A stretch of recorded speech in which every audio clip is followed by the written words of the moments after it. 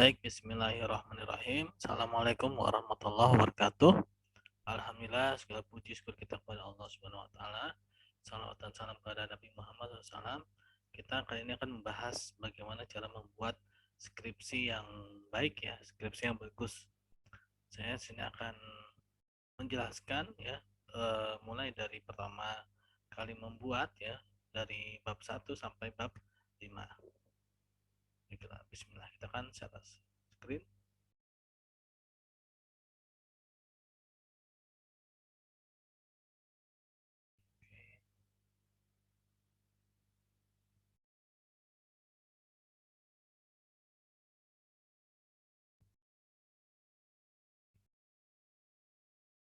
Oke.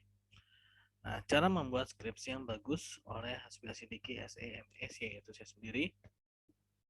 Nah, pertama harus kita sadari, harus kita ketahui ya, bahwa skripsi ini merupakan salah satu penelitian atau laporan penelitian yang harus dilakukan oleh seorang calon sarjana. Jadi seorang calon sarjana itu dia harus membuat skripsi agar dia dapat lulus ya pada suatu perguruan tinggi tertentu ya. Nah, skripsi ini sifatnya hanya mengkonfirmasi dari satu teori.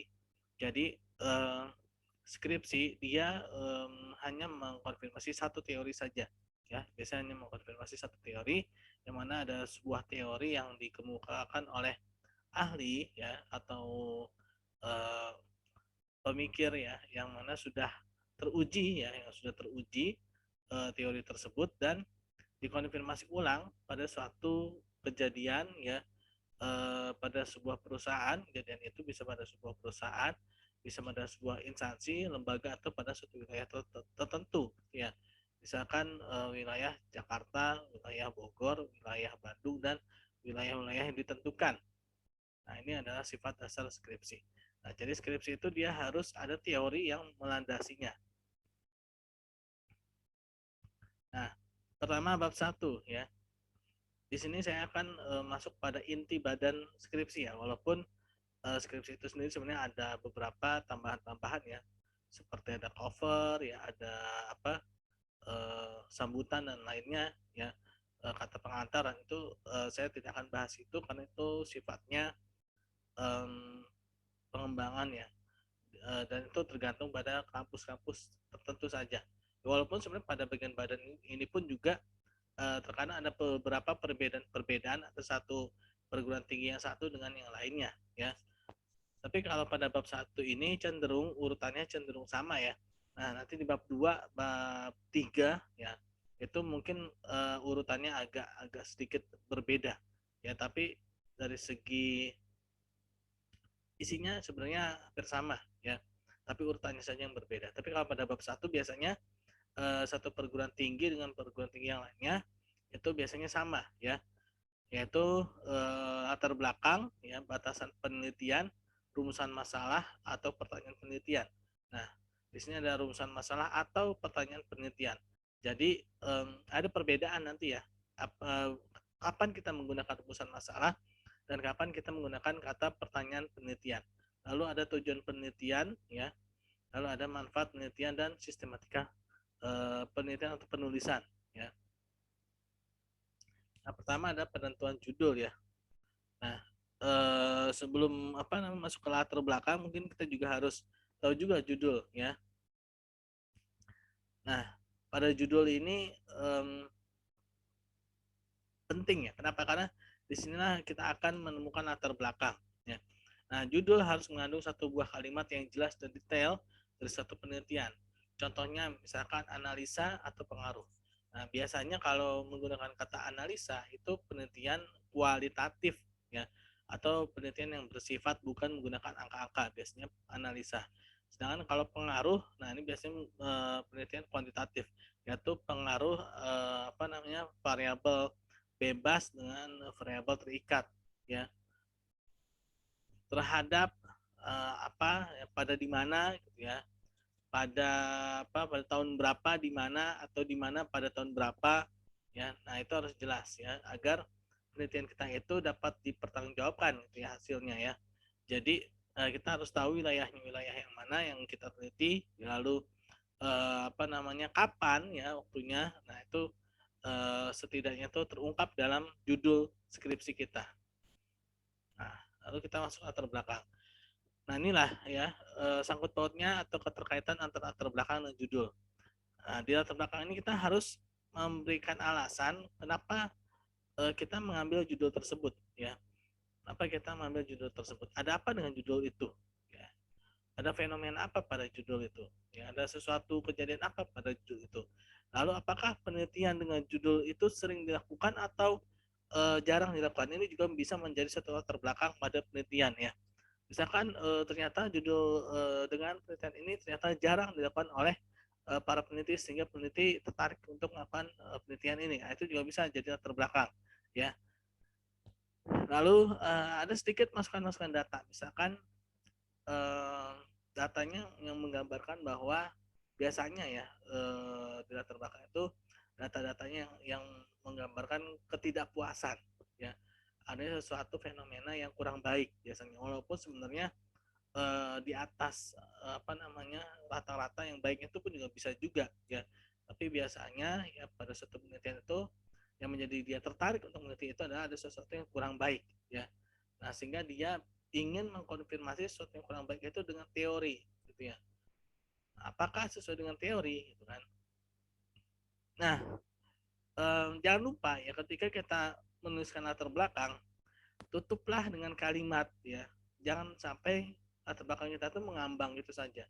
Ya, itu tutuplah dengan kalimat misalkan berdasarkan pembahasan di atas, peneliti tertarik untuk melakukan penelitian yang berjudul ini. Atau menggunakan kalimat yang misalkan oleh karena itu peneliti merasa tertarik untuk melakukan penelitian skripsi ya, berupa skripsi dengan judul ini gitu ya. Nah, itu pada bagian latar belakang. Nah, lalu batasan penelitian. Nah, ini harus kita lakukan juga agar penelitian kita lakukan itu jelas objeknya ya. Objek penelitian ini sebenarnya apa dan apa saja yang akan dijadikan objek penelitian ya. Nah, sehingga butuh batasan penelitian ya. Lalu rumusan masalah atau pertanyaan penelitian. Nah, rumusan masalah biasanya digunakan untuk penelitian kuantitatif ya. Sedangkan kalau pertanyaan penelitian ini biasanya untuk penelitian kualitatif. Nah, biasanya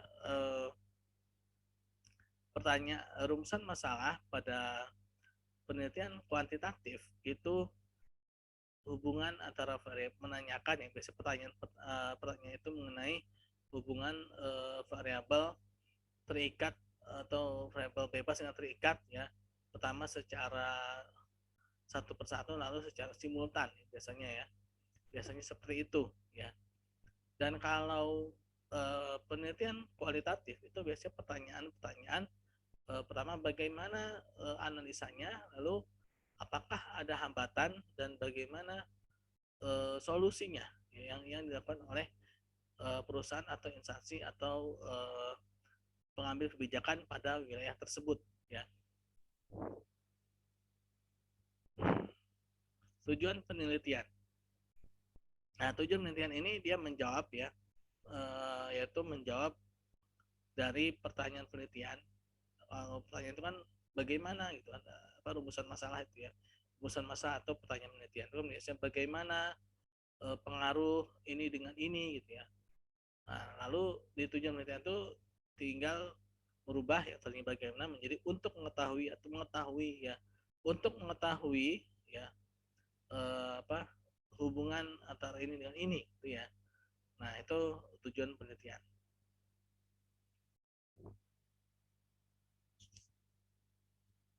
Manfaat penelitian. Nah, manfaat penelitian ini biasanya bisa berbeda-beda antara satu perguruan tinggi dengan perguruan tinggi yang lainnya, tapi secara inti biasanya ini ya, yaitu manfaat dari sisi akademisi ya.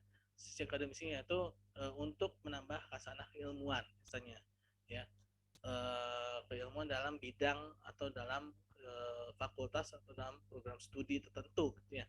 Lalu manfaat sisi praktisi. Nah, manfaat sisi praktis itu biasanya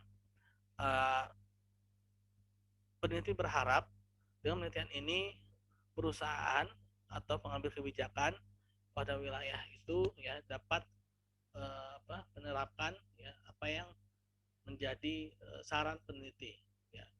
Lalu manfaat bagi si peneliti. Nah, ini adalah menambah keilmuan bagi si peneliti itu sendiri. Lalu sistematika penulisan. Nah, walaupun ada beberapa perguruan tinggi yang tidak mencantumkan atau tidak mengikut sertakan sistematika penulisan ya. Walaupun ada juga yang memasukkannya, yaitu isinya bab 1 itu menjelaskan apa saja gitu ya, latar belakang ya, terus batasan penelitian, pertanyaan penelitian atau rumusan masalah, tujuan penelitian, lalu ada manfaat penelitian dan sistematika penulisan itu sendiri. Lalu bab 2 itu isinya apa saja yang disebutkan ya pada sistematika penulisan penelitian ya dan seterusnya ya. Nah, itu bab 1 tadi ya. Sekarang masuk ke bab 2. Nah, pada bab 2 ini saya mengambil suatu ini aja ya apa ya? Sesuatu yang umum ya, walaupun bisa jadi berbeda-beda ya, tapi berbedanya hanya beda urutannya saja ya. Hanya beda urutannya saja, yaitu kajian pustaka penelitian terdahulu. Ada suatu kampus yang penelitian terdahulunya tuh di awal ya.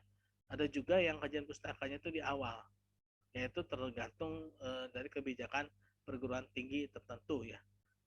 Kita tidak bisa menyalahkan atau membenarkan mana yang paling benar ya. Yang benar tergantung mereka ambil kebijakan seperti apa gitu ya. Lalu kerangka konseptual, nah ada yang menggunakan kerangka konseptual ya. Kalau dalam penelitian kualitatif ya itu kerangka konseptual.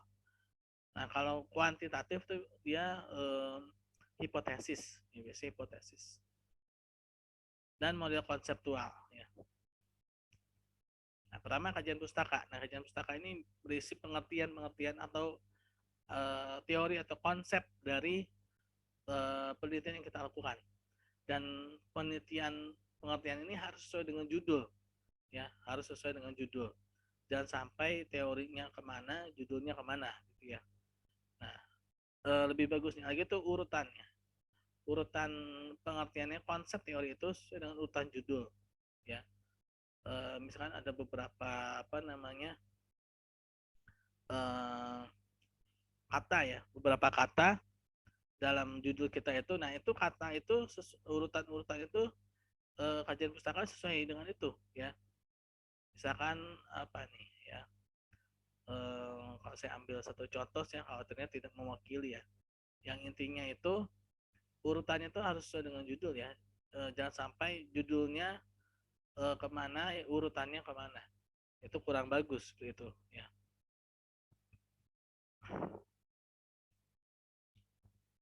Nah, lalu kerangka konseptual ini untuk kualitatif, yaitu penelitian yang tidak menggunakan angka-angka ya, walaupun menggunakan angka tapi tidak dominan ya. Atau hipotesis ini kuantitatif. Kalau hipotesis itu ada H0 HA ya. H0 itu memiliki pengaruh yang signifikan, kalau H itu pengaruh tidak signifikan atau sebaliknya ya. Nah, itu mengenai kerangka konseptual ya.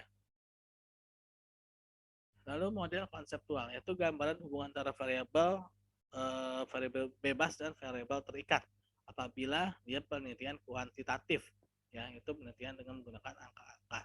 Lalu kalau kualitatif itu adalah gambar urutan fenomena yang ada ya. Jadi bagaimana awalnya, lalu bagaimana penanggulangan dengan teorinya ya, menjalankan apa yang terjadi di sana ya.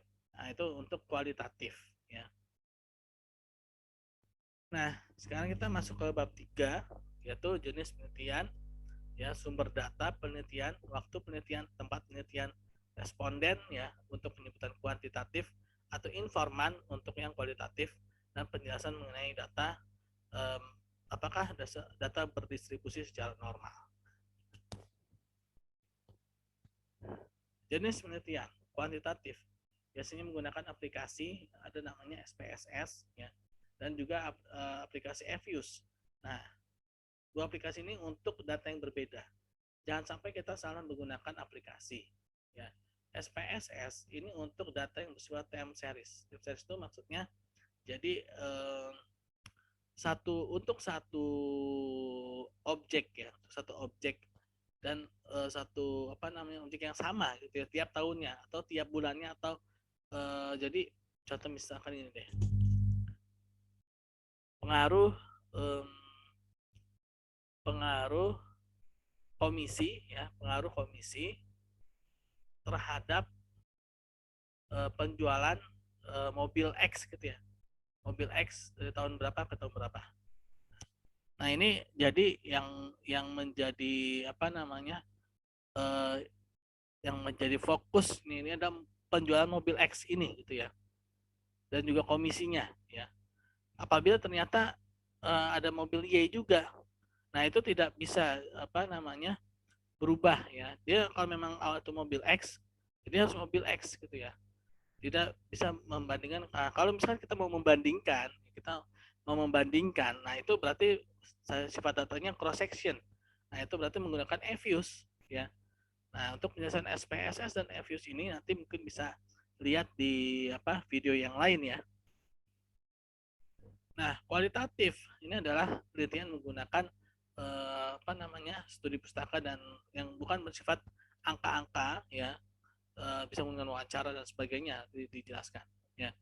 Nah, biasanya studi kasus ya apa yang terjadi pada wilayah tersebut ya pada satu lembaga, instansi atau wilayah.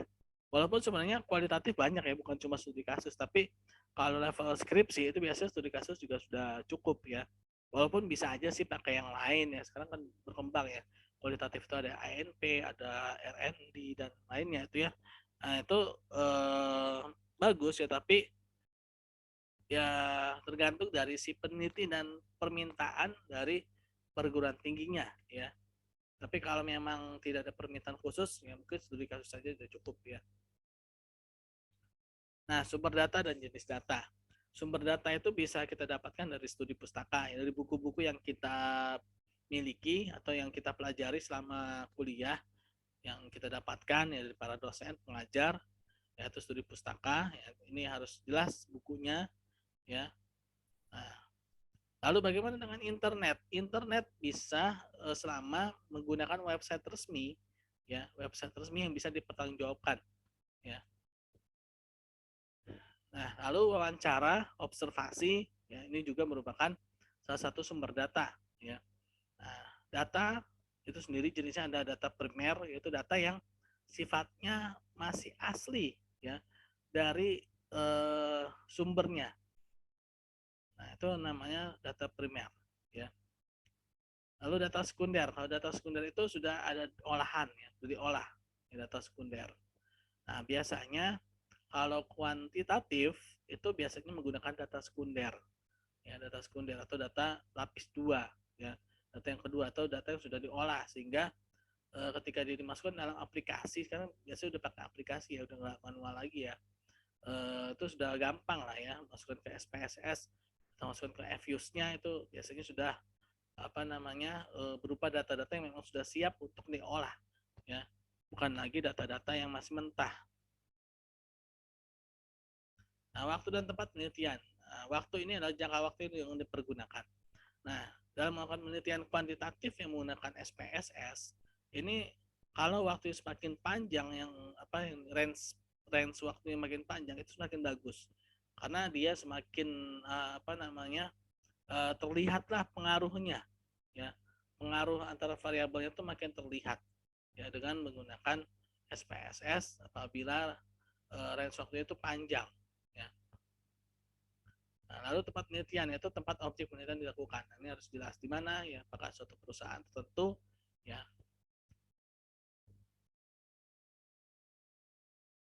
Lalu jumlah responden dan informan. Nah, responden ini adalah sebutan data dari orang yang kita teliti dalam penelitian kuantitatif. Kita sebut sebagai responden ya.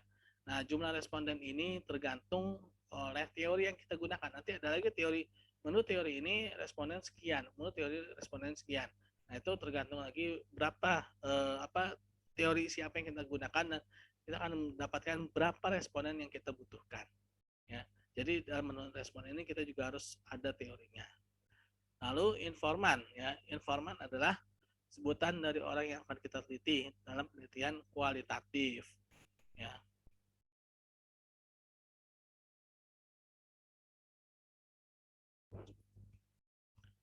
Nah, uji normalitas data ini adalah keterangan-keterangan, ya. Ini bukan uji normalitas data secara ini, ya, secara apa namanya, pengolahan, bukan. Ini hanyalah berupa keterangan apakah data itu berdistribusi secara normal, ya.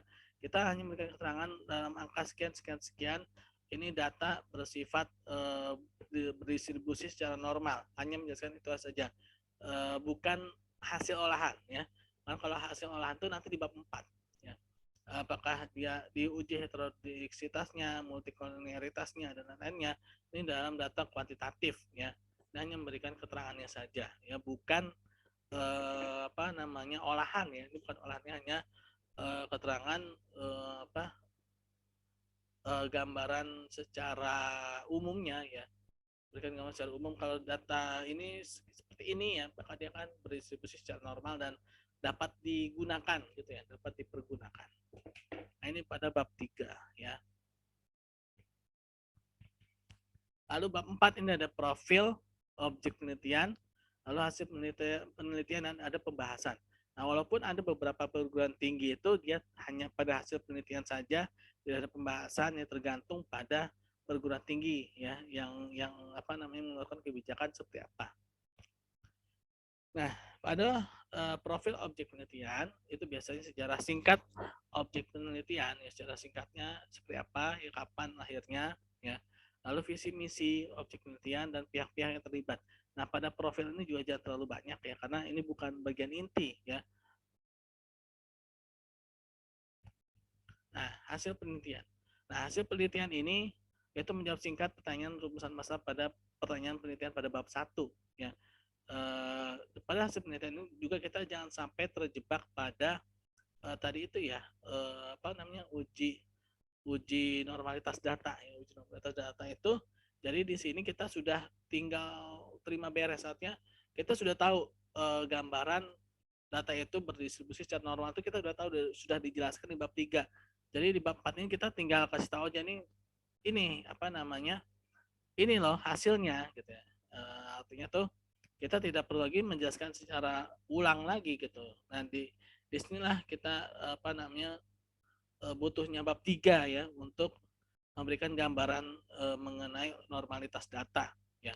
Terkadang ada beberapa calon sarjana atau mahasiswa yang terjebak, ya, dia memberikan keterangan uji normalitas datanya itu di bab 4, jadi seolah-olah bab 4 itu tidak menjawab pertanyaan-pertanyaan pada bab 1, ya. Tidak menjawab pertanyaan-pertanyaan pada bab 1. Nah, sehingga terlihat seperti tidak nyambung, ya, antara bab satunya, ya, pada pertanyaannya itu, ya, dengan hasil penelitiannya. Nah, ini harus dihindari, ya. Nah, pembahasan. Nah, ini pembahasan ada beberapa perguruan tinggi yang menggunakan ada tambahan pembahasan, tapi ada juga yang tidak menggunakan tambahan pembahasan. Nah, dia sifatnya menguraikan hasil penelitian, ya. Ini pada bab 4, ya. Lalu bab 5, kesimpulan dan saran. Walaupun ada beberapa perguruan tinggi menggunakan kata simpulan, ya, bukan kesimpulan, tapi kalau menurut saya memang lebih mengacu pada kata kesimpulan. Kenapa? Karena kesimpulan ini adalah satu kesatuan kata, ya, bukan apa ya, ada imbuhan, bukan, ya, bukan pada ada imbuhan. Ada yang bilang mengatakan gini, kalau kesimpulan berarti kesaranan. Nah, kesimpulan ini adalah satu kata, ya, bukan bukan berasal dari kata simpul, ya. Ini kesimpulan yang kesimpulan, gitu ya. Tapi ya balik lagi sih sebenarnya kepada kebijakan perguruan tinggi yang terkait, ya, pakainya apa. Lalu kesimpulan ini apa? Yaitu meringkas dari hasil penelitian atau pembahasannya. Lalu poin-poinnya pada kesimpulan ini harus sama dengan poin-poin yang ada pada hasil penelitian dan pembahasan, ya, apabila ada pembahasannya. Nah, jangan sampai pada hasil penelitian atau poin-poin yang berapa, gitu, misalnya 5, gitu, ada 5 poin di kesimpulan, misalkan ada 4 atau 3 atau bahkan ada lebih 6. Nah, ini jadi kurang baik, jadi pertanyaan, kenapa kok bisa nggak sesuai gitu kan. Nah, harusnya biasanya sesuai ya. Lalu saran. Nah, saran ini adalah memberikan masukan-masukan yang belum pernah dilakukan oleh perusahaan tersebut ya. Terkadang seorang calon sarjana ya, itu bingung ya, terutama dalam penelitian kualitatif ya, membedakan antara saran dengan solusi yang dilakukan. Nah, perbedaannya kalau solusi yang dilakukan itu eh, yang sudah dilakukan oleh perusahaan tersebut atau instansi tersebut gitu ya. Tapi kalau saran ini dia belum pernah lakukan. Nah, di sini kita memberikan saran. Nah, makanya di sini saran ini adalah kita memberikan masukan yang belum pernah dilakukan oleh perusahaan. Nah, sedangkan kalau solusi itu biasanya ada di bab 4 itu ya. Di bab 4 kalau di penelitian yang kualitatif ya, mengenai hasil penelitian dan pembahasan, kalau ada pembahasan ya itu ada kata solusi. Nah, itu solusi itu untuk yang sudah dilakukan ya. Tapi kalau saran ini dia belum pernah dilakukan. Nah, itu perbedaannya ya. Ya, terima kasih. Demikianlah sedikit penjelasan mengenai um, cara membuat skripsi ya. Semoga bermanfaat ya. Wabillahi taufiq wal hidayah. Assalamualaikum warahmatullahi wabarakatuh.